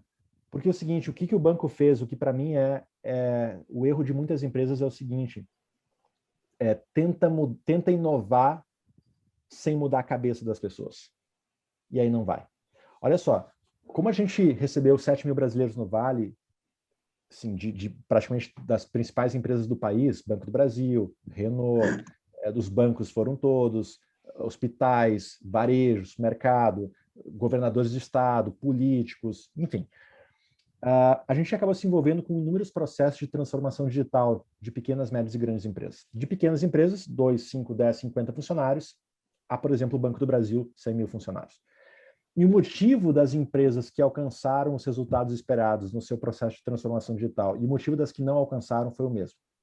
Foi justamente pessoas.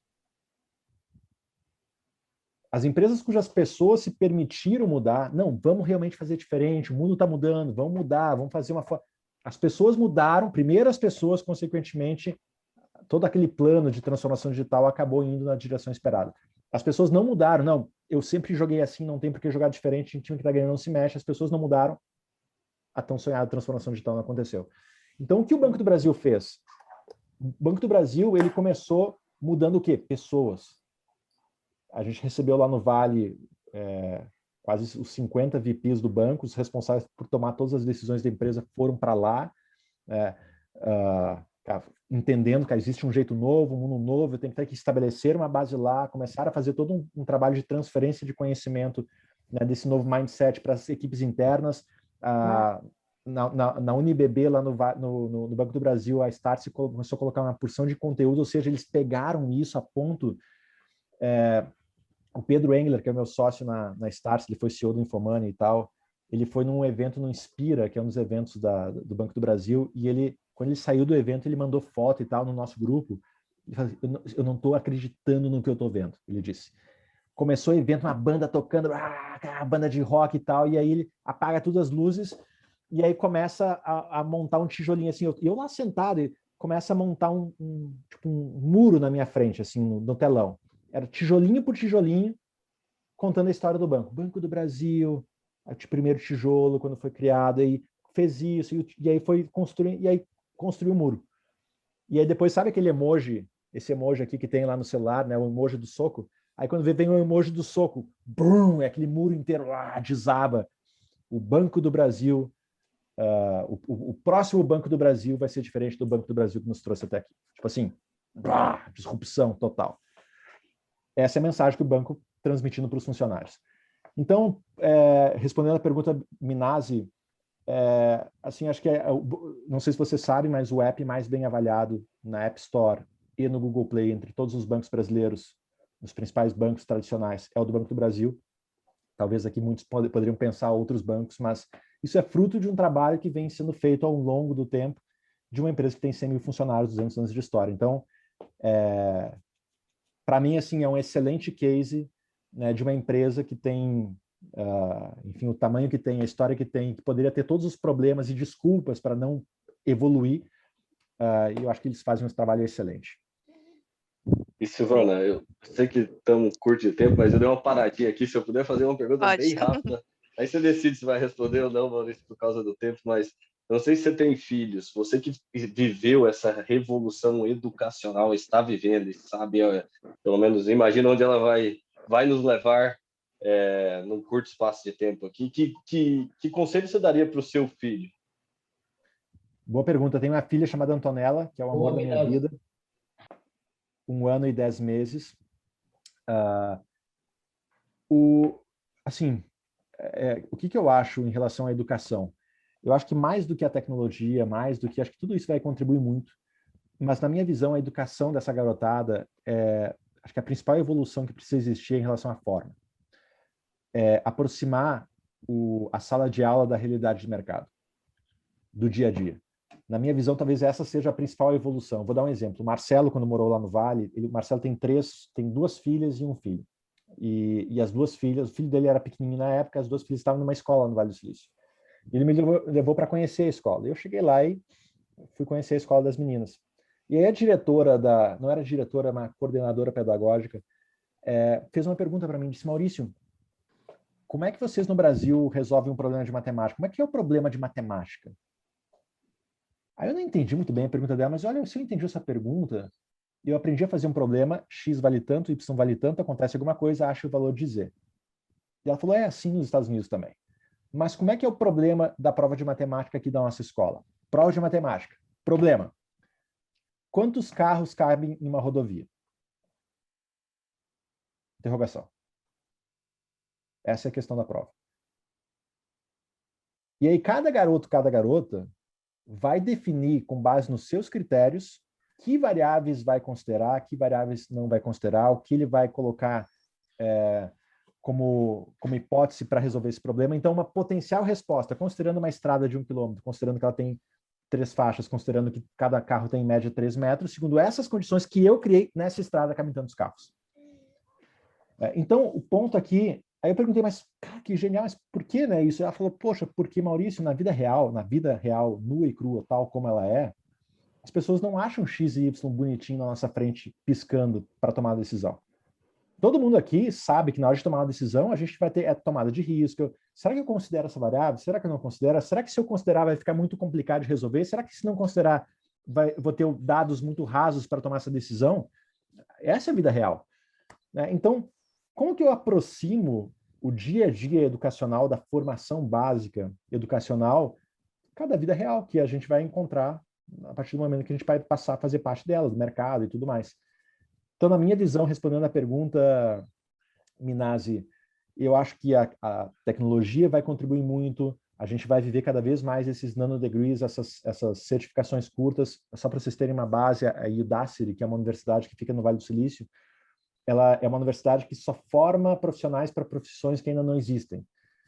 Se você olhar os cursos lá da Udacity, é o engenheiro de carro autônomo, é o AI Trainer, tem o Personal Trainer, que te deixa mais forte, tem o AI Trainer, que é o profissional que deixa a inteligência artificial mais forte. E são todos cursos, são formações, né? Você se forma, mas são formações que duram 6, 8 meses, muito menos do que, por exemplo, 4 anos. Mas, então, essa é a minha visão. Aproximar, assim, eu adoraria muito que a Antonella, minha filha, que hoje tem 1 ano e 10 meses, pudesse frequentar um ambiente educacional onde o mundo real que a gente vive fosse experimentado por ela com mais frequência. Respondi. Com certeza é uma pergunta que todo mundo queria saber. Também tenho 2 em casa, fico me imaginando como desenvolvê-los.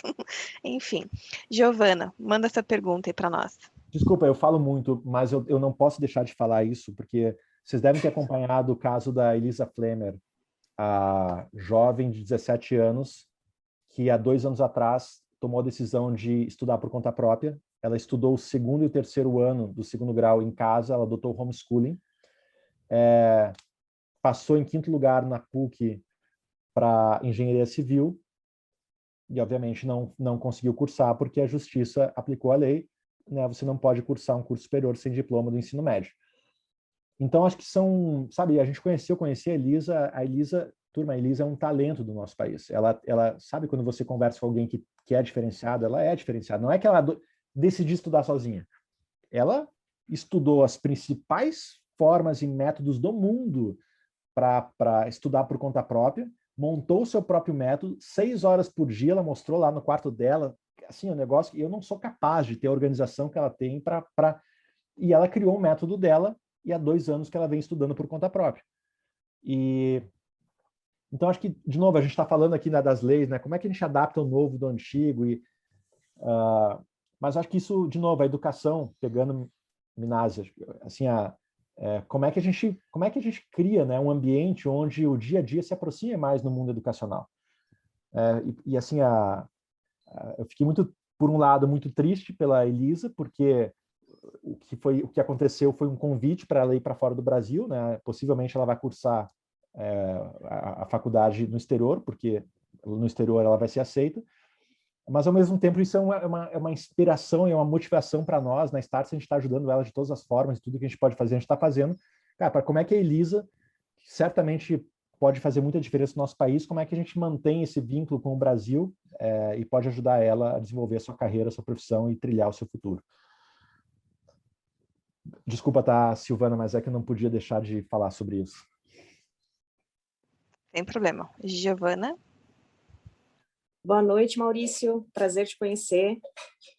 A minha pergunta tem muito a ver com o que o Minasi trouxe, o que você acabou de falar agora. Eu trabalho com educação e aí te ouvir falar foi muito legal, né? Quando você falou do lifelong learning, os microbacharelados, nanodegrees, essa questão da graduação, né? A recorrência aí da universidade, se ela vai ser para lifelong learners agora ou não, como é que vai ser isso? A gente vê várias plataformas de streaming saindo por aí, Hyper Island, Coursera, Alura, edX, que trazem esses microbacharelados, cursos de curta duração. Mas aí eu trago para a educação básica, né, que é o que o Minasi trouxe e você trouxe. A gente sabe que o que está sendo feito com o adolescente, né, com o jovem, assim, que está na educação básica. Eu fiquei sabendo, né, entrei em contato com um programa da IBM. A IBM está começando a formar adolescentes. Eles criaram um programa para educação básica, mais profissionalizante, para o adolescente se interessar por tecnologia, porque a IBM quer investir em pessoas, né, os profissionais do futuro da própria empresa, né? A minha pergunta no Vale do Silício, a educação básica está sendo discutida? Tem exemplos de escolas que estão querendo fazer essa mudança ou de startups que estão fazendo estão querendo mudar a educação básica, né? A gente vê aqui no Brasil, por exemplo, que mais de 1.700.000 alunos em idade de ensino médio estão fora na escola. E não é porque precisam sair para trabalhar para ajudar o pai em casa, é porque não tem interesse, não vê significado. não tem sentido em estudar na educação básica. Então, queria saber se isso está sendo discutido e se há exemplos.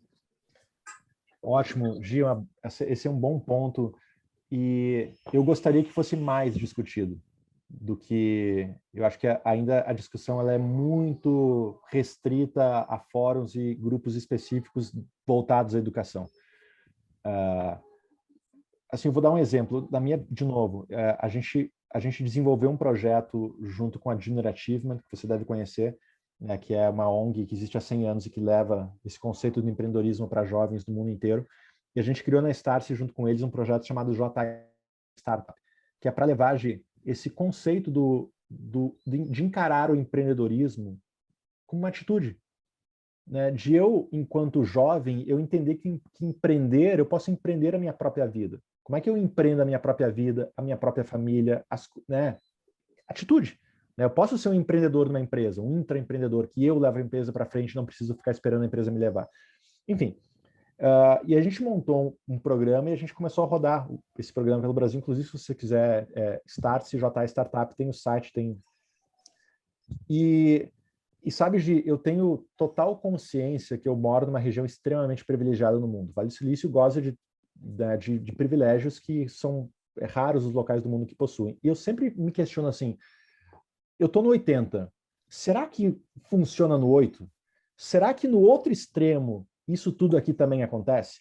Então, por isso que eu me aproximo muito desses projetos sociais, para levar para o outro extremo toda essa conversa que a gente está tendo aqui, para de fato ver se funciona. E eu não acredito muito, eu tenho que ir lá e botar a mão para realmente concluir. Eu gosto de... Então, eu participo muito desses projetos da Junior Achievement e um deles foi muito especial, Ju, que foi um projeto que a gente fez em uma cidade chamada Indiaroba. Eu falei para a Silvana, né, Silvana, nesse caso.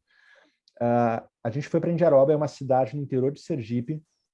A Silvana colocou o site do JA Startup. Inclusive, nesse site tem um vídeo desse projeto em Indiaroba.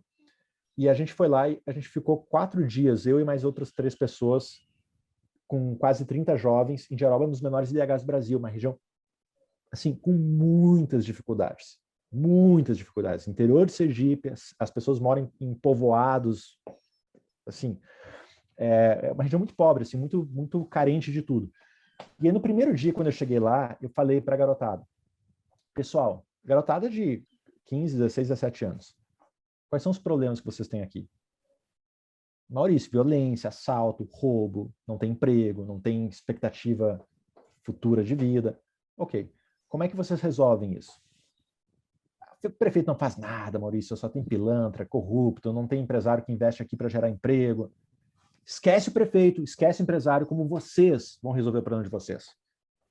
E aí, Gi, o pessoal meio que se assustou, eu fiquei com a impressão que foi a primeira vez na vida que aqueles garotos e garotas escutaram que eles poderiam fazer a diferença e resolver os seus problemas e não ter que ficar de braços cruzados esperando alguém fazer por eles. Longa história curta, depois de 4 dias compartilhando essa conversa toda, e a gente levou metodologias para construção, enfim, nasceram 5 projetos, e desses 5 projetos nasceu uma empresa. Um virou uma empresa de fato, que é a Cervejaria Pontal.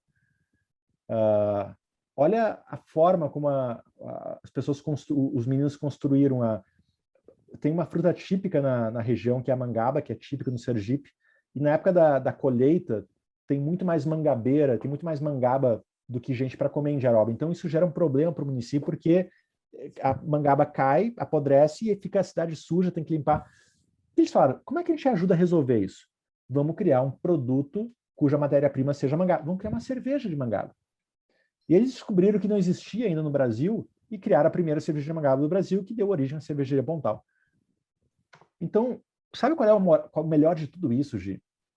Primeiro, a gente está falando de jovens de 15 a 17 anos. Segundo, que os mesmos jovens que no primeiro dia falaram que não tinha empresário para investir na região e gerar emprego, se tornaram geradores de emprego.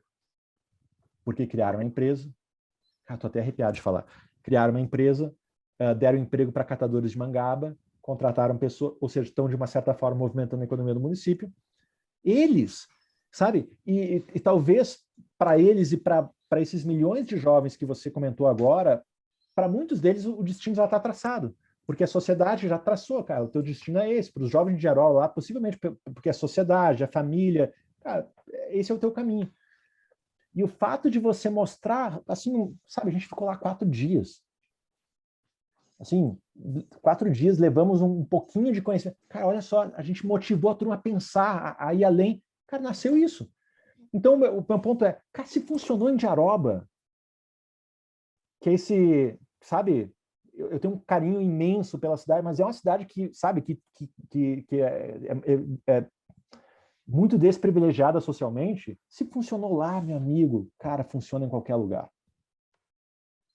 Então, na minha visão, por isso que eu digo assim, tecnologia é legal, mas é a forma, sabe? Como que a gente aproxima? Tá, a gente chegou para esses jovens lá, a gente começou a falar com eles sobre o que a gente fala aqui, sobre tá, como é que eu construo um negócio. Aí o pessoal começou lá no início, não, vamos fazer uma ONG e tal. Não. Como é que a gente vai ganhar dinheiro? Como é que a gente vai construir uma operação que impacta as pessoas, que as pessoas queiram consumir, um produto que as pessoas queiram pagar, como é que eu vou receber, sabe? Coisas que a gente fala aqui. E às vezes a gente fica com preconceito, né, e cria uma verdade que não, o jovem com 15 anos não sabe muito bem lidar com isso. 16 anos ou 17 anos. Cara, a gente foi lá, falou, a pessoa entendeu, cara. Então, na minha visão, tá, Gi? De novo, eu acredito muito na educação. Gostaria que mais discussões existissem em relação à educação básica. E eu acredito que, pegando a carona no que o Minasi ali, o que a gente conversou, todos os benefícios que a tecnologia traz vão impactar muito, mas mais do que isso. Se a gente continuar tendo tecnologia, mas não aproximando a educação básica da realidade nua e crua da vida como ela é, a gente vai ter o mesmo problema. Vai ser um pouco diferente, mas vai ter o mesmo problema. Então, para mim, pelo menos essa é a minha forma de pensar a educação e é como a Startse trabalha e a gente trabalha para tentar resolver esse problema. Legal. Acho que pegando o gancho ali com o que o Maurício falou, recomendo, e quando abrir de volta do Júnior, acho que eu, o Cadu, enfim, fomos mentores, a gente vai assessorar a Youngers, até foi indicação do próprio Alan, que está aqui no grupo. A Youngers é uma startup social e que ela faz essa parte de MVP em 12 semanas em comunidades carentes, como que eles pensam numa ideia, como eles prototipam, como que eles colocam realmente para vender. Então, a gente vai ter a oportunidade aí de ajudar aí a escalar, né, alguns projetos de impacto social. Gente, em função do nosso tempo, última pergunta, Nilo, é sua. E aí a gente vai encerrando. Eu sei que o bate-papo é muito sedutor, mas eu sei que aí a gente tem aí uma questão de time também. Então, Nilo, manda lá. Bom, primeiro, Maurício, muito obrigado. Até o momento de carreira que eu estou passando, essa conversa está bem interessante. E a minha primeira pergunta já respondeu, a segunda pergunta também já respondeu, então eu fiquei com a terceira, que é o seguinte: como é que você compara, né? Você tem todo esse ecossistema do Vale do Silício e com toda, vamos chamar de liberdade, né, de pensamento e tudo isso, e você tem do outro lado do Pacífico, que talvez fosse a região de Shenzhen, com um approach muito diferente, e pensando, obviamente, cada vez mais, vamos falar assim, cada vez mais potência, com cada vez mais inovação também. Como é que você enxerga isso? Você provavelmente já teve a chance, né, de visitar, mas como é que você compara e que comentário você tem sobre esses dois ecossistemas que eu, infelizmente, não conheço nenhum dos dois pessoalmente, mas eu imagino que sejam completamente diferentes? Ótima pergunta. A gente está, desde 2018, com uma operação na China. Na verdade, a gente tem 2 escritórios. A gente tem um em Beijing e outro em Shenzhen. A gente levou já quase 400 brasileiros nos programas que a gente executa na China. E, assim, existem várias diferenças, né? Primeiro, existe uma diferença clássica cultural, né? Ocidente e Oriente, então são jeitos de trabalhar muito diferentes. Mas no que diz respeito à inovação, a China ela tem um patrocinador muito forte, que é o governo. O governo chinês se deu conta que eu não tenho como resolver, não dá para eu resolver o problema de 100 mil pessoas, ou de 500 mil, ou de 1 milhão, ou de 2 milhões. Eu tenho 1,4 bi de habitantes. Eu tenho que resolver problemas em escala. Eu tenho que resolver o problema de centenas de milhões de pessoas. 100 milhões, 150 milhões, 400 milhões de pessoas. E uma das formas mais eficientes de eu conseguir resolver problemas em escala é via tecnologia. Tá bom. Então... tudo agora, vai fazer isso, gasto, aparelho... Ué, como é que eu ia saber? Eu não estava cozinhando. Motter, você está com o microfone aberto. Então, o governo o chinês, ele é o grande patrocinador do ecossistema de inovação que se instalou na China. Por quê? Porque é uma ferramenta do próprio Estado para resolver os seus próprios problemas. Você conhece aquela cidade, a Dreamtown, que foi criada na China, né, que é a cidade do empreendedorismo. O governo criou uma cidade, 60 mil habitantes, chamada Dreamtown, que é a cidade do empreendedorismo. Lá você tem, se você apresenta para a Dreamtown um projeto que beneficia a China, você é um estrangeiro, você consegue visto, você consegue moradia de graça, o governo paga para você, você se instala na Dreamtown, a Dreamtown tem academia, tem instituições de ensino, tem venture capital, tem aceleradora, tem incubadora, ou seja, é a cidade do empreendedorismo. Então, assim, a China ela tem essa característica forte que o Estado investe muito pesado em tecnologia, porque é uma ferramenta de transformação da própria sociedade chinesa. Porém, o ambiente de inovação chinês, ele é muito... Existe uma... Como é que eu posso falar? Assim, um dos principais comentários de quem vai nos programas nossos na China e que já foi no Vale é o seguinte: vou no Vale, vou visitar as empresas do Vale. Cara, aquele open space incrível, com as pessoas todas lá, esse equilíbrio em tudo. E na China, você vai numa empresa de alta tecnologia e aí você tem lá um setor da empresa onde tem 1000 funcionários dentro de uma sala, cada um trabalhando aqui. E aí você abre uma portinha para a sala do CEO, e aí a sala do CEO é do mesmo tamanho da sala de 1000 funcionários. Estou exagerando aqui, mas com mesa de bilhar, com bar particular, com uma... Então, alguns alicerces que estão por trás de tudo que eu falei do Vale do Silício, da simplicidade, a China ela é um pouco diferente, adaptada à cultura local. E aí o Jeromel, que foi quem abriu a nossa operação na China, falou assim, o chinês, por que isso acontece? Ele disse, Maurício, vivendo aqui, o chinês sofreu muito durante a vida toda.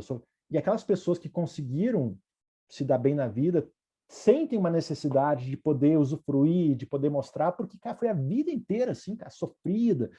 Então, existe uma propensão das pessoas, de fato, cara, venci na vida e eu quero realmente usufruir desses privilégios. Mas está muito claro assim que a China ela já é hoje, por exemplo, para algumas indústrias, a principal referência. Eu diria para a indústria financeira hoje, a China é um dos principais players. Boa parte das empresas americanas de investimentos e de banking, cara, vão aprender na China, o que está sendo feito lá. Então, claro que tem inúmeras soluções fintechs americanas incríveis, mas a própria China, pelo leapfrog que aconteceu lá, né, que não passou pelo cartão, foi direto para o mobile. Então, ela cortou algumas etapas e, cara, fez com que ela desenvolvesse tecnologias muito à frente. Você pega muito mais rápido do que você ter que desfazer uma tradição para construir outra, é você construir outra do zero. Uhum. A América é baseada no credit card, pagamento com cartão, é a tradicional forma clássica do americano. Quer dizer, o americano até hoje usa cheque, então... Cara, e a China não viveu isso, já foi direto para o mobile, então acabou que acelerou muito. E aí as empresas começaram cara, deixa eu ir para o mercado chinês, porque lá tem uma oportunidade. Então, assim, existem muitas diferenças, o ecossistema é bastante diferente, os valores são muito diferentes, mas, assim, você pega hoje, por exemplo, o Vale do Silício, boa parte dos fundos de investimentos são capital chinês. Uhum. A China ganhou muito dinheiro nos últimos anos, então o prédio onde eu morava em São Francisco era investimento chinês, vários fundos que investem em empresas americanas têm boa parte do seu recurso vindo da China. Então, a China, ela está aí, tá? Não é uma questão de se vai se tornar a maior economia do mundo, ela vai se tornar, é uma questão só de quando, né? Ela caminha para isso. Enfim, eu gosto sempre de olhar o lado positivo das coisas. Eu acho que tem muitos comentários nebulosos em relação à China, mas eu acho que se a gente for olhar a China sob o ponto de vista do que eu posso aprender aqui, eu acho que tem muita coisa a nos ensinar. Muita coisa. Sim. Pelo menos é a forma como eu analiso. Uhum. Ok, muito obrigado. Obrigado a você. Legal. Maurício, indo para o encerramento, eu queria te agradecer a todos que estão aqui, a nossos convidados, enfim, ao nosso encontro. O Felipe colocou aqui no chat, eu concordo, a gente podia ficar mais um bom tempo, porque assunto é o que não falta, né? E realmente aí as discussões são bem ricas. E né, queria te deixar as portas abertas, Maurício, para um próximo encontro, né, retomar. Em breve o pessoal vai estar recebendo o teu livro, a gente vai poder falar um pouquinho mais sobre ele também. Então, obrigada por ter aceito o convite, né, e por estar fazendo parte aí da nossa trajetória aqui da nossa confraria de desenvolvimento. Silvana, eu que agradeço. E, turma, se por acaso alguém quis fazer uma pergunta e por conta do tempo não deu, se conecte comigo lá no LinkedIn. Eu costumo ser super ativo no LinkedIn. Então, esse aqui é o meu LinkedIn, Maurício Benvenuti. Manda uma mensagem para mim lá e a pergunta que vai ser um privilégio poder responder. Se alguém usa o Instagram também, eu sou ativo lá no Instagram. Eu tô aí, né? Eu tô no TikTok, eu tô também no Clubhouse. Onde vocês me procurarem, vocês vão me achar. Silvana, muito obrigado pelo carinho, muito obrigado, você é uma pessoa especial, agradeço demais essa oportunidade. E, turma, aprendi muito com cada um de vocês aqui. Bettina Konig, eu tive um grande amigo meu na XP com o sobrenome Konig. De repente é parente aí. E, assim, portas abertas, o que vocês precisarem em relação assim, a assuntos que estão dentro do que a gente faz, contem comigo. O prazer vai ser imenso. Legal. Obrigada a todos, pessoal. Uma excelente noite aí a todos.